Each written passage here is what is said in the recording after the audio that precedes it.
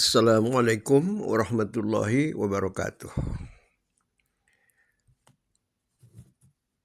Pertama-tama, puji dan syukur kita panjatkan kehadirat Allah Subhanahu wa Ta'ala yang telah memberikan banyak sekali nikmat kepada kita yang tiada terhitung banyaknya. Baik itu nikmat kesehatan, nikmat umur, nikmat rezeki, dan lain-lain sebagainya. Selanjutnya, selawat dan salam kita sampaikan kepada junjungan kita, Nabi besar Muhammad Sallallahu Alaihi Wasallam. Semoga bapak-bapak, ibu-ibu, saudara-saudara, saudara-saudara sekalian yang mendengarkan ceramah saya ini mendapat keberkatan, mendapat kemanfaatan dari apa yang akan dibicarakan pada topik kali ini. Seringkali ibu-ibu paling repot memikirkan masa depan anaknya. Ketika kecil sudah mulai memikirkan bagaimana mengenai pendidikannya. Justru karena itu, pada topik ini saya akan mengulas panjang lebar mengenai masa depan anak. Masa depan anak diharapkan tentunya oleh orang tua, baik ibu maupun bapak, dan keluarga adalah masa depan yang cerah, masa depan yang indah.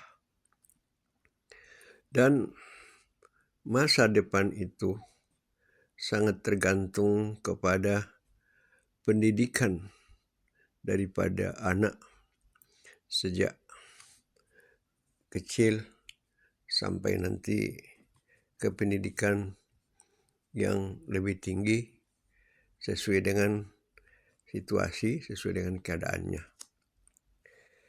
Jadi, kalau masa depan anak itu kita inginkan indah dan cerah, maka masa kecilnya, pada masa pendidikannya, maka anak itu harus betul-betul mau belajar. Dan nanti akan kelihatan dan banyak bukti-bukti bahwa orang-orang yang bagus pendidikannya lah yang memiliki masa depan yang indah, masa depan yang cerah, yaitu masa depan yang diidam-idamkan oleh semua orang. Justru karena itu, maka jika ingin menyekolahkan anak ke suatu lembaga pendidikan, maka kita harus berpikir sekolah apa, ya, pendidikan apa yang harus diterima oleh anak tersebut.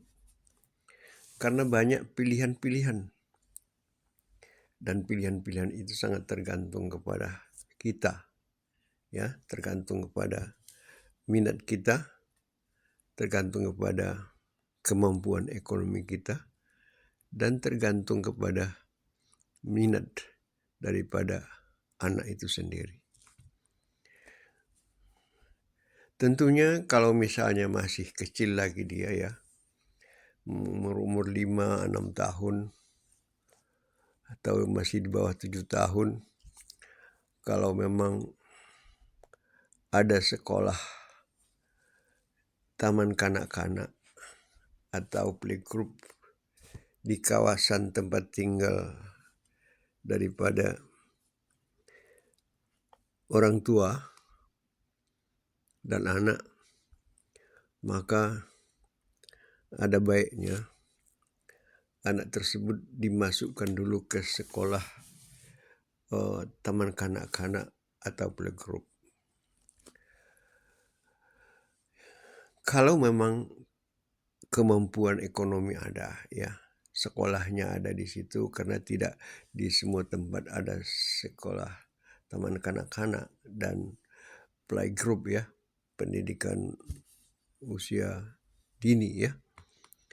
Nah, jadi untuk itu maka kalau memang secara ekonomi orang tuanya mampu, maka ada baiknya dimasukkan dulu ke playgroup ataupun sekolah taman kanak-kanak.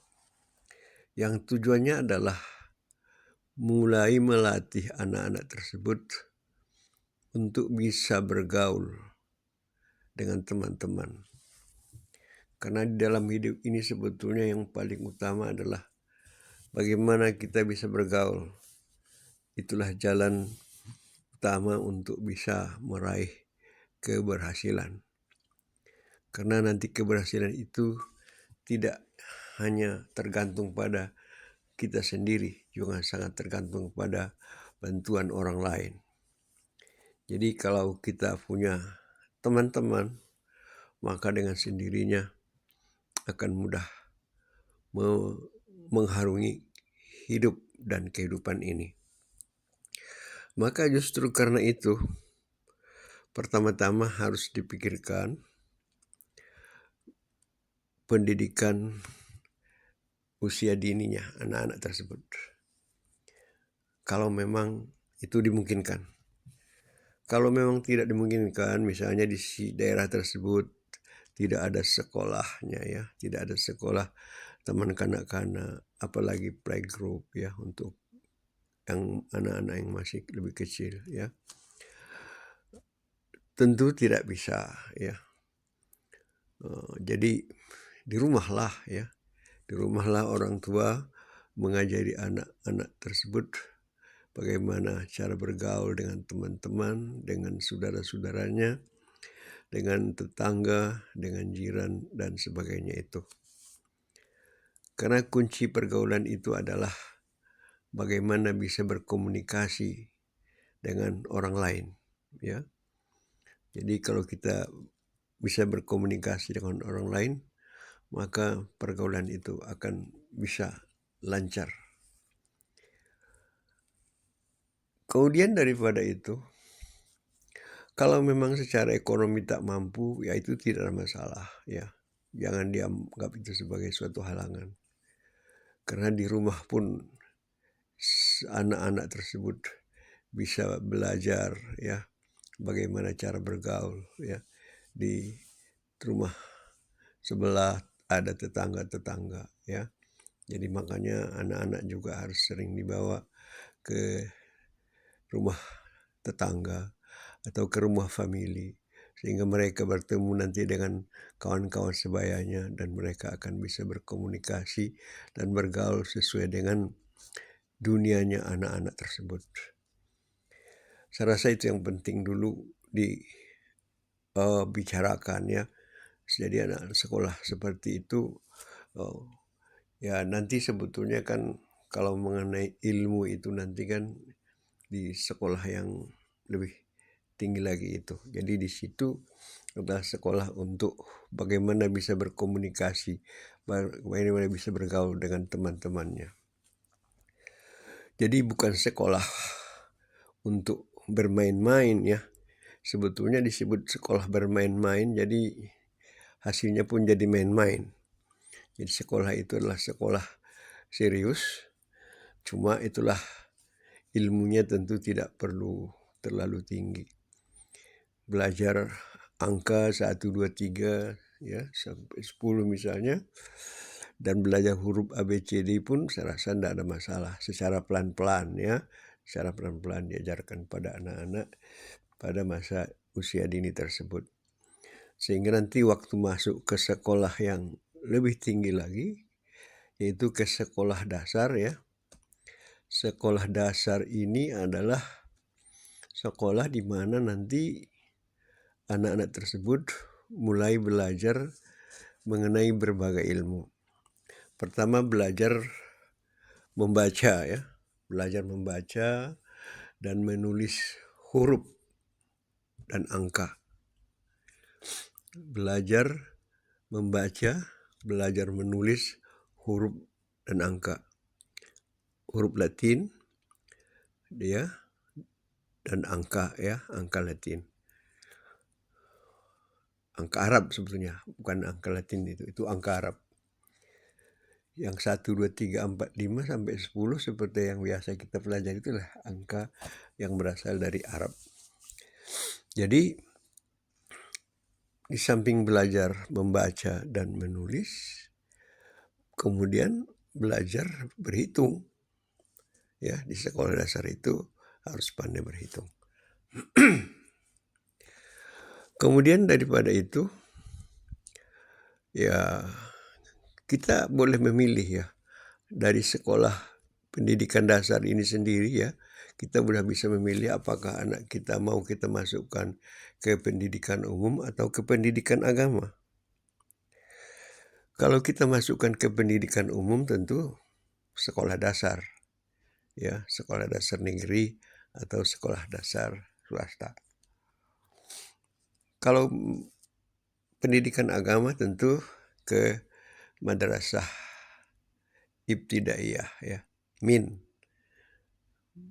Madrasah ibtidaiyah negeri kalau dia negeri ya. Madrasah ibtidaiyah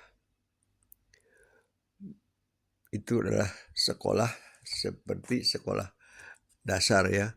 Jadi yang diajarkan juga seperti itu, yaitu yang apa yang diajarkan di sekolah dasar, belajar menulis, belajar membaca, belajar berhitung, kemudian tentu dibarengi dengan pelajaran agama.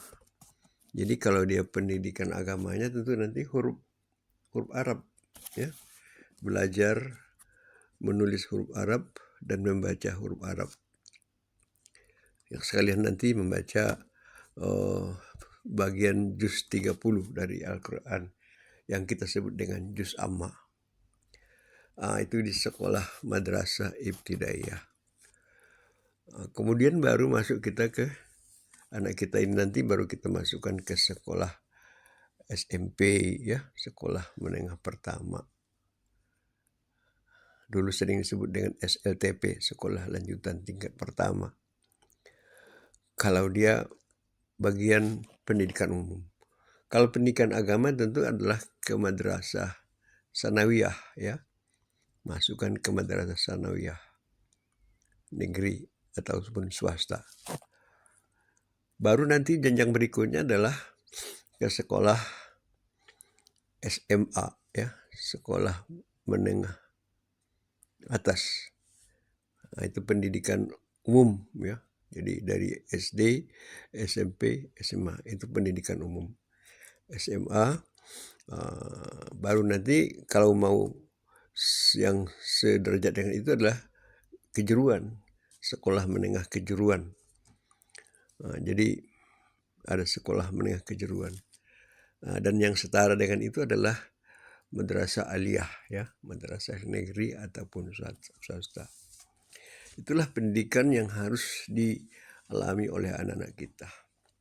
Kalau bisa minimal anak-anak kita itu tidak putus sekolah ya. Jangan ada yang nggak sekolah lah ya. Karena kalau nggak sekolah nanti ya masa mana nanti masa depannya ya. Tentu sulit dibayangkan. Sudah banyak contoh-contohnya yang sekolahnya tak ada, maka nanti cari kerja pun susah ya. Jadi harus pandai-pandai kita bagaimana anak-anak ini supaya mau dia bersekolah. Apalagi dengan sekarang sudah ada bantuan untuk anak-anak ya yang sekolah itu. Ada yang untuk pendidikan dasar nanti akan gratis ya. Pendidikan SD, SMP itu gratis. Dan ada beasiswa ya. ada bantuan dari pemerintah untuk anak-anak yang pintar tapi kurang mampu. Jadi sekarang masalahnya adalah tinggal pilihan kita. Apakah ke sekolah pendidikan umum atau ke sekolah pendidikan agama Islam, ya, pendidikan agama Islam. Yang semuanya itu sebetulnya tak ada masalah, itu manapun yang kita ikuti, tergantung apa kita, target kita. Kalau misalnya mau nanti cepat bisa kerja, punya keterampilan, maka masuklah nanti sesudah SMP, ya, ke sekolah menengah kejuruan, ya. Sekolah menengah kejuruan ini nanti kan macam-macam. Ada nanti bagian teknik pun nanti macam-macam. Ada teknik mesin, ada teknik sipil, ada teknik elektro, ada teknik kimia, ada teknik informatika, ya. Ya, ini sekolah kejuruan. Jadi sudah tamat dari situ nanti akan mempunyai banyak keterampilan sehingga bisa melamar pekerjaan di perusahaan-perusahaan yang ada di tanah air. Kalau ingin meneruskan nanti ke perguruan tinggi, maka masukkanlah ke sekolah SMA, sekolah menengah atas, ya, ke SMA, ke perguruan tinggi yang sifatnya adalah pendidikan umum. Misalnya ilmu hukum, ilmu politik, ilmu sosial, ilmu politik, ilmu ekonomi, ilmu teknik, kedokteran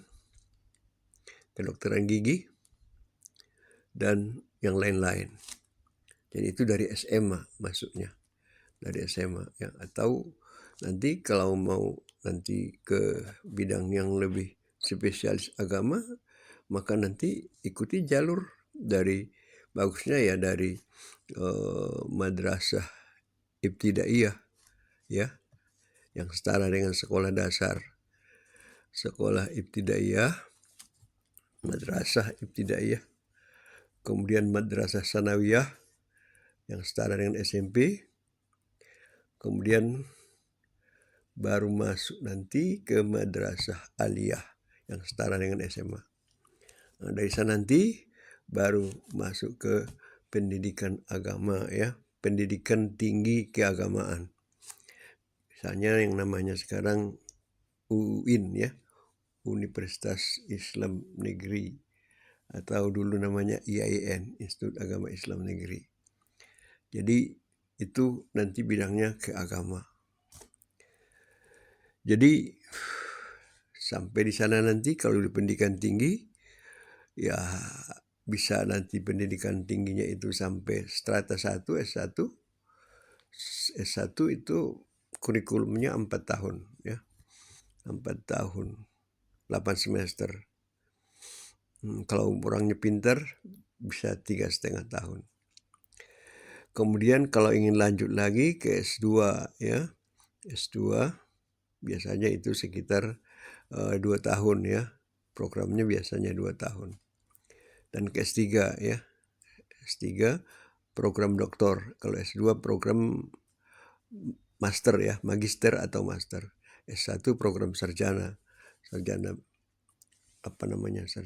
biasa lah, ya. Sarjana misalnya ST sarjana teknik, SE sarjana ekonomi, SH sarjana hukum, ST sarjana teknik tadi sudah, ya. Jadi itulah dia contoh-contohnya. Kita masuk mau kemana? Mau ke pendidikan tinggi, kalau misalnya memang mampu, ya. Jadi jangan dipaksakan anak-anak itu. Jadi tergantung kepada kemampuan ekonomi dan kemampuan anak itu sendiri. Ada anak-anak itu memang tidak bisa sekolah jauh lebih tinggi lagi. Misalnya sampai SMP, ya. Harusnya minimal SMP lah, ya. Minimal SMP. Kalau bisa sampai SMA. Tapi kalau memang lebih mampu lagi dan ada juga bantuan-bantuan ekonomi dari siapapun juga, atau bisa dari kemampuan sendiri, bisa disekolahkan sampai ke perguruan tinggi. Tapi makin tinggi akan makin bagus, ya. mudah itu lapangan kerjanya akan lebih mudah, biasanya seperti itu. Jadi pendidikan ini akan sangat menentukan arah kemana anak ini digiring ke masa depan. Jadi terutama ini berkaitan dengan gender ya, laki-laki dan perempuan. Laki-laki sekolahnya bagusnya gimana ya, perempuan bagaimana. Pertama yang harus ingin saya tekankan di sini adalah kalau bisa anak-anak kita itu minimal sekolah menengah lah. Apakah itu SMA, SMK, ya, atau madrasah aliyah minimal gitu. Kalau memang tidak melanjutkan lagi seterusnya. Kalau mau misalnya nanti kerja, mudah-mudahan akan bisa melakukan pekerjaan, bisa melamar pekerjaan. Paling tidak nanti bisa menjadi pegawai negeri ya. Tapi kalau memang lebih bisa lagi, ada kemauan untuk belajar, ada kemampuan untuk membaca lebih sering, lebih rajin, maka masuklah ke perguruan tinggi ya, untuk mengikuti pendidikan S1, S2, S3 ya. Kalau pendidikan S1 adalah tingkat sarjana ya, itu yang sifatnya umum. Jadi kalau S1 ini misalnya kalau kita di Indonesia, ini pendidikan S1 diharuskan untuk guru-guru ya. Sekarang ini di Indonesia kalau ingin menjadi guru harus mempunyai ijazah setara dengan S1 ya. Jadi sarjana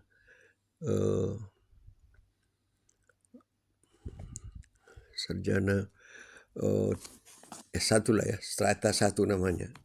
Jadi sarjana strata 1 ini adalah pendidikan kira-kira sekitar nanti 4 tahun, lebih kurang ya, tergantung ya daripada kemampuan daripada anak didiknya.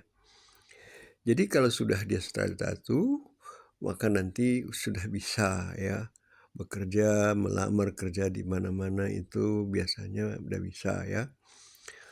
Tapi tidak bisa menjadi dosen ya. Menjadi guru bisa. Tapi untuk menjadi guru pun nanti ada juga persyaratannya. Yaitu pendidikannya harus setara sesuai dengan pendidikan guru. Jadi misalnya kalau S1 SPD, sarjana pendidikan, SPD, titelnya SPD. Jadi kalau titelnya ST ya nggak bisa jadi guru di mana, di SD, di SMP, SMA ya. Jadi untuk menjadi guru harus S1. Kemudian kalau menjadi dosen minimal S2. Minimal S2. Tapi kalau ingin lebih mantap lagi sebagai dosen, ya diteruskan dengan pendidikan S3 ya, gelar doktor ya. Philosophy of Doctor, PhD, doktor ya. Kalau S2 adalah magister atau master.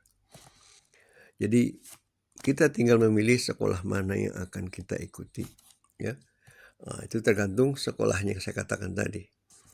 Jadi kalau nanti kita masuk lagi ke yang lebih spesifik, misalnya mau jadi dokter, tentu harus masuk fakultas kedokteran.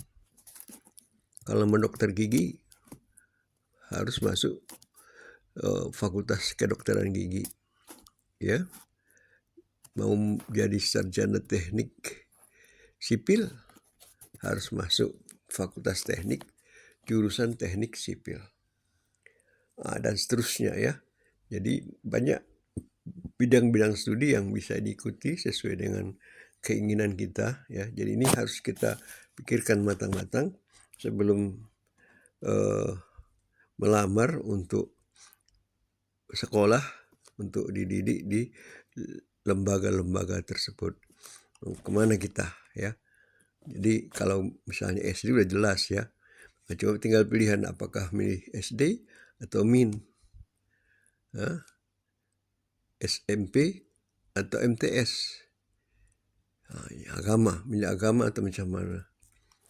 Yang berkenaan dengan agama ini ingin saya tandaskan di sini bahwa kalau ibu-ibu dan bapak-bapak punya anak lebih dari satu, saya menyarankan ya. Ini sebetulnya nggak ada aturan dari mana ini. Ini hanya berdasarkan saja ini. Pengalaman berdasarkan apa orang itu ya. Kalau anak kalian itu lebih dari satu, kalau bisa satu orang masuklah nantinya sampai ke pendidikan agama. Kalau misalnya dia sampai menjadi sarjana ya, jadi bisa masuk EN. Yang lainnya baru ke pendidikan umum. Jadi jangan semua nanti di pendidikan umum atau semua di pendidikan agama. Tapi saran saya paling tidak ada satu yang masuk ke pendidikan agama. Memang kalau nanti masuk ke pendidikan agama jelas. Nanti kalau misalnya dia sudah tamat sarjana agama, maka nanti ya jadi guru agama ya. S1 jadi guru agama, S2 jadi dosen di perguruan tinggi agama, dan S3 juga begitu ya. Jadi tolong dipikirkan bahwa jangan nanti semua anaknya masukkan ke sekolah pendidikan umum, tak ada satupun ke pendidikan agama. Kalau bisa adalah satu orang dari anaknya, ada 2, 3, dan 4 dan seterusnya itu. Ada satu orang yang khusus kuliah belajar nanti sampai ke perguruan tinggi dalam bidang pendidikan agama. Karena pendidikan agama ini sangat penting. Jadi dengan demikian nanti anak-anak yang lain pun nanti akan bisa ya. Karena begini, anak-anak kita itu walaupun nanti sekolahnya adalah di pendidikan umum ya. Kalau di SD jelas, SD, SMP, SMA sudah jelas. Ada pelajaran agamanya. Di perguruan tinggi pun nanti S1 ada pelajaran agamanya walaupun hanya 2 SKS tetap ada. Tapi walaupun mereka itu, anak-anak kita itu belajar di pendidikan umum, jangan tinggalkan ya, jangan lupa untuk tetap juga belajar mengenai agama. Apakah belajar sendiri ya, self education, belajar sendiri melalui buku-buku atau melalui ceramah-ceramah yang diadakan di masjid atau di tempat lain, ataupun dari televisi ceramah-ceramah agama. Jadi karena bagaimanapun tingginya nanti pendidikan seseorang itu, pendidikan tingginya S1, S2, S3, kalau pendidikan agamanya sangat lemah ya, pendidikan agamanya sangat lemah, tentu kita pada orang tua tentu akan sangat kecewa kalau anak kita itu buta sama sekali atau hanya tahu sedikit mengenai agama, dan malah mungkin barangkali kehidupannya jauh daripada kehidupan seorang yang beragama Islam. Jadi ini sangat penting ya, kalau bisa nanti seorang yang sudah sekolah itu nanti walaupun dia sampai S1, S2, S3, harusnya mereka itu belajar Al-Quran, bisa membaca Al-Quran. Jangan nanti jadi mahasiswa tapi tidak bisa membaca Al-Quran. Ya, bisa membaca Al-Quran. Dan kalau lebih paten lagi, mereka itu sudah membaca Al-Quran itu berkali-kali ya. Setiap juznya ya, 30 juz. Entah sekali setahun dibacanya, tamat sekali tamat itu 30 juz. Dan kalau lebih bagus lagi mereka itu membaca ya sesudah waktu kuliah pun juga, kalaulah bisa mereka itu belajar Al-Quran itu sambil membaca artinya ya, dan membaca, kalau dia tafsir, membaca tafsirnya. Karena ini penting untuk memperdalam ilmu agama seseorang itu. Sebab kalau makin tinggi ilmunya tapi makin jauh dari agama, maka ini berbahaya sekali. Cocoknya adalah ada keselarasan daripada makin tinggi ilmu umumnya, tapi pendidikan agamanya, ilmu agamanya juga harus tinggi ya. Jadi jangan nanti dia itu sarjana, tapi ilmu agamanya hanya ilmu agama sekolah dasar saja, ya, atau hanya ilmu yang ada di SD saja, di SMP saja, padahal dia sudah sarjana. Jadi kalau bisa dia sudah sarjana, ilmu agamanya pun ilmu agama yang setara dengan sarjana. Ini yang kita harapkan ya. Jadi penting sekali untuk belajar ini, belajar agama. Makanya saya katakan tadi kalau ada anak lebih dari satu orang, ya bagus jadi masukkan salah satu ya, lebih satu orang, salah satunya itu masukkan ke pelajaran pendidikan agama. Mungkin mereka nanti akan menjadi dosen agama, atau menjadi guru agama, atau mungkin bekerja di instansi-instansi yang ada hubungannya dengan agama. Misalnya dengan dengan departemen agama ya, Kementerian Agama yang setara yang itu sampai nanti ke bawah ya. Kan ada nanti di tingkat provinsi, ada di tingkat kabupaten dan seterusnya yang memerlukan sarjana agama ya, SAG ya. Dulu namanya SAG. Ya, sekarang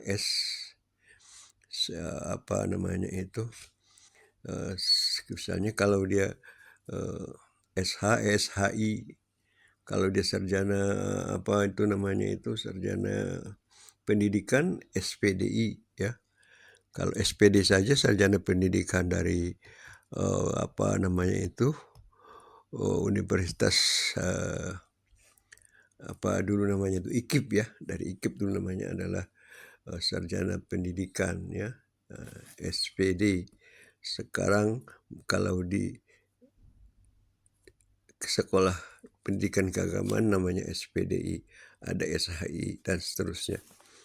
Jadi ini yang paling penting ingin saya sampaikan. Mudah-mudahan ini berguna bagi saudara.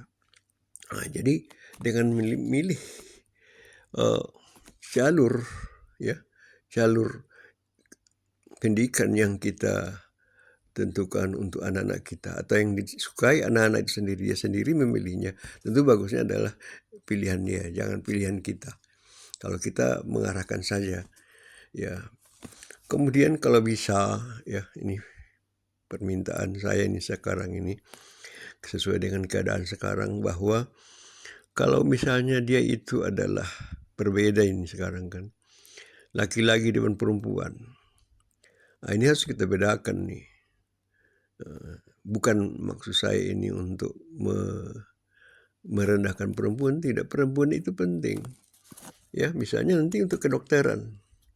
Di kedokteran itu sangat dipentingkan perempuan, misalnya di bagian ilmu kandungan ya, obstetri ya. Di ilmu kandungan kita sebetulnya di Indonesia ini diinginkan sebetulnya adalah dokternya perempuan, jangan laki-laki ya. Nanti waktu ibu-ibu memeriksa kehamilan, yang misalnya adalah bapak-bapak ya, laki-laki, dokter spesialis kandungan, laki-laki, bapak-bapak. Yang nggak perlu dibukanya juga nanti. Nggak perlu dibuka roknya dibukanya. Cuman itu, ada yang begitu. Saya melihat sendiri yang seperti itu. Padahal tidak perlu.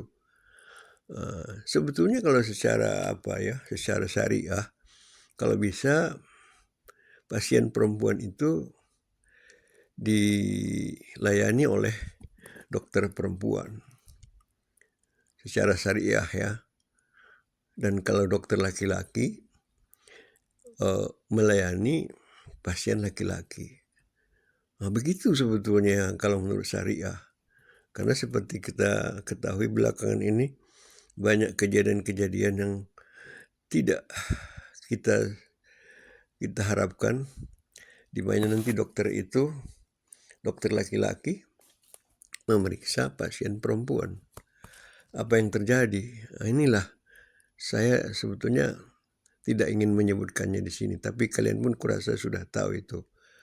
Ya, jadi terjadilah nanti hal-hal yang tidak diinginkan, ya, seperti pelecehan seksual dan sebagainya itu, ya. Jadi secara syariah kita sebetulnya kalaulah bisa perempuan itu, pasien perempuan diperiksa oleh dokter perempuan. Makanya diperlukan dokter-dokter perempuan, dokter umum, dokter apapun diperlukan.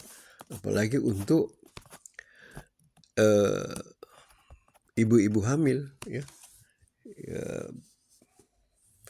ibu-ibu yang mengandung, kan itu harus diperiksa setiap bulannya, ya, sejak bulan pertama nanti hamil muda sampai nanti hamil tua, sampai melahirkan. Kalau bisa melahirkan juga adalah dokter yang melayani adalah dokter yang perempuan. Jangan nanti yang memegang anak itu keluar dari apanya nanti itu, dari vaginanya itu adalah laki-laki. Aduh, bagaimana itu rasanya. Makanya saya dari dulu nggak mau jadi dokter, ya. Takut saya nanti salah kaprah, ya. Jadi ada pasien perempuan. Nanti yang diperiksa kan nanti dadanya lah, ya kan. Dadanya pakai apa itu, stetoskop itu, ya. Dadanya nanti makin ke bawah, ya. Kalau ke atas, di atas dada tak apalah, ya. Di atas nanti matanya, hidungnya atau telinganya, mulutnya, enggak masalah kali lah, ya. Tapi kalau udah nanti ke dada, turun ke bawah lagi nanti, wah, turun ke bawah sampai ke bawah.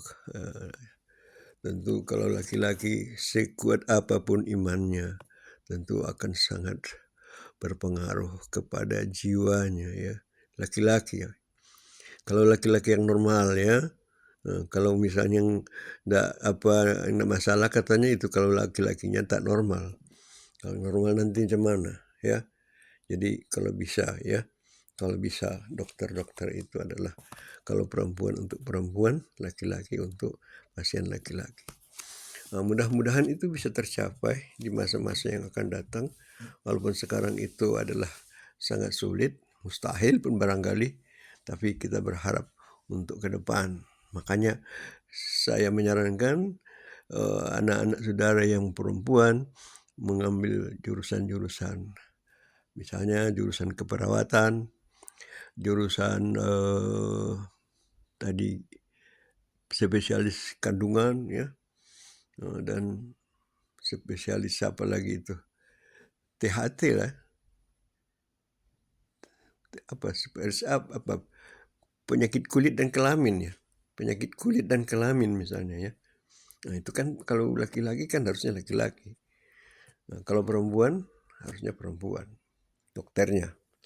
Itulah yang kita inginkan. Dan kalau bisa misalnya karena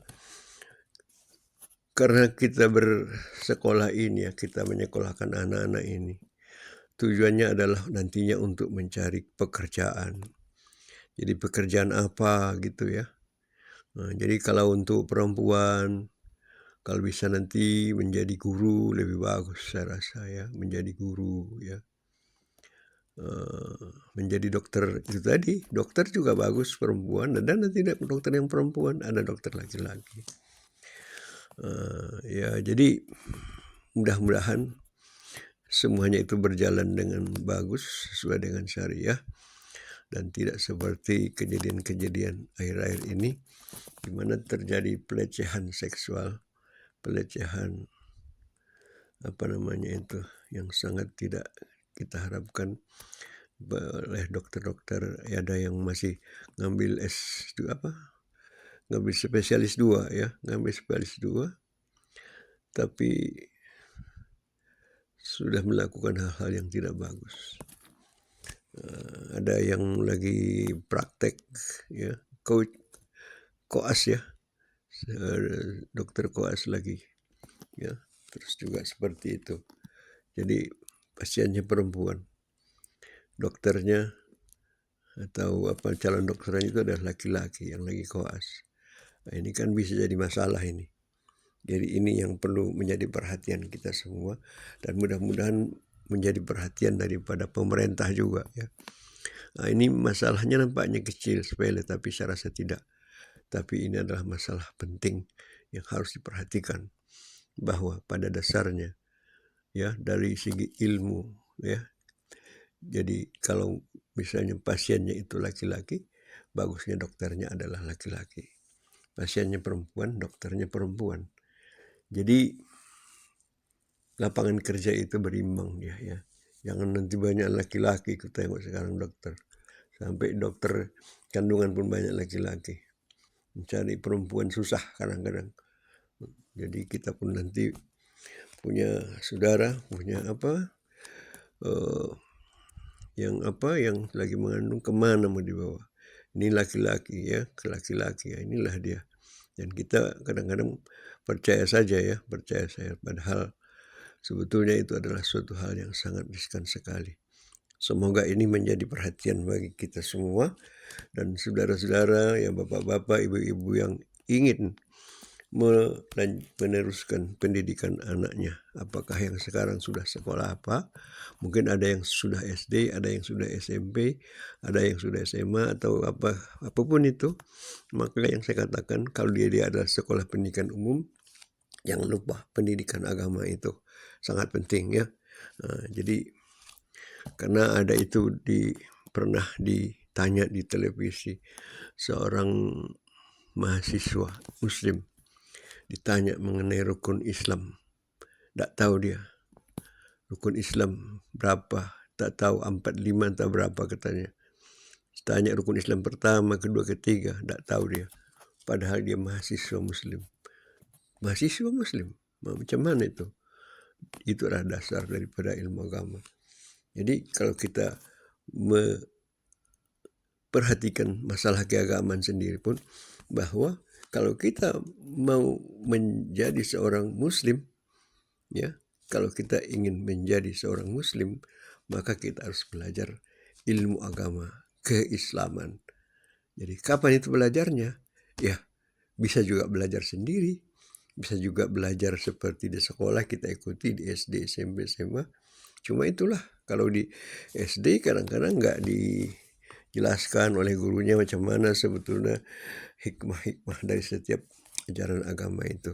Hanya dijelaskan secara ini saja, ya, secara biasa saja. Rukun Islam ada 5, ini gitu. Tapi secara itu detail, apa makna daripada rukun Islam itu satu persatu tidak diajarkan. Itu yang seperti kita alami selama ini, sampai nanti ke SMP, SMA juga akan seperti itu. Jadi mudah-mudahan dengan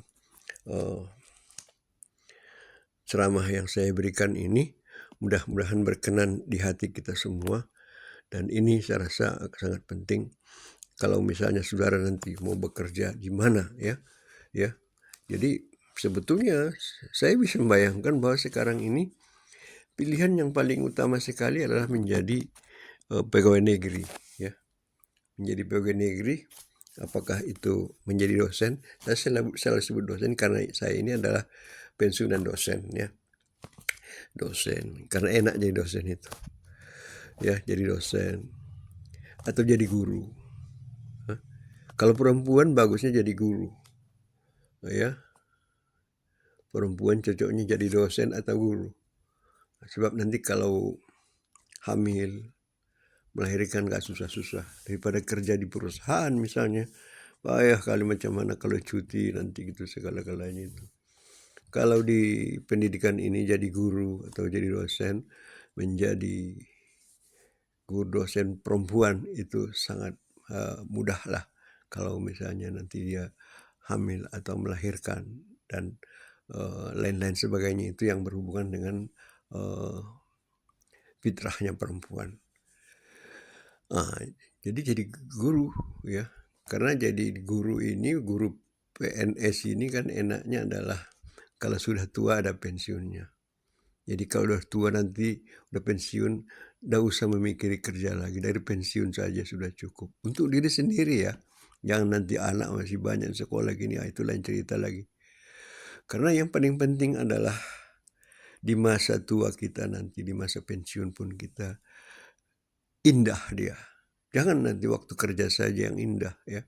Waktu bekerja dulu dapat gaji tiap bulan segini, enak lah itu ya. Nah, tapi udah nggak kerja lagi, udah pensiun, ya dapat pensiun masih mendingan dapat pensiun PNS, pensiunnya agak lumayan, bisa untuk diri sendiri. Tapi nanti kalau pensiunnya itu adalah dari perusahaan swasta, saya belum tahu bagaimana, apakah sudah ada yang sebaik daripada pegawai negeri ini, ya. Apakah nanti sudah pensiun nanti bisa mendapatkan pensiun yang lumayan ya, sehingga dalam masa tuanya pun tidak mengalami kesulitan. Karena sudah tua nanti mau kerja apa lagi sih?